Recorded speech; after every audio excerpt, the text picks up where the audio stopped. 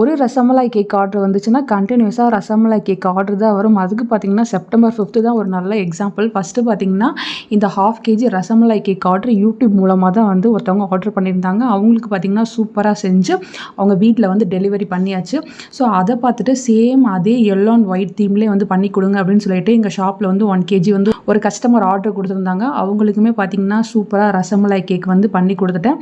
அதுக்கப்புறம் பார்த்திங்கன்னா 2 kg rasmalai order வந்து இருந்துச்சு. சுட்டி கண்ணம்மா தீமில் வந்து பண்ணி கொடுங்கன்னு கேட்டிருந்தாங்க. ஸோ அதுவுமே பார்த்திங்கன்னா உள்ள ரசமலாய் ஃப்ளேவர் வச்சு வெளியில் ப்ளூ அண்ட் ஒயிட் தீமில் வந்து கேட்டிருந்தாங்க. சுட்டி கண்ணம்மா தீமில் சூப்பராக பண்ணி அவங்களுக்குமே வந்து ஹோம் டெலிவரி வந்து பண்ணிட்டோம். அதுக்கப்புறம் பார்த்திங்கன்னா ஒரு 3/4 கிலோவில் ரசமலாய் கேக் வந்து கேட்டிருந்தாங்க.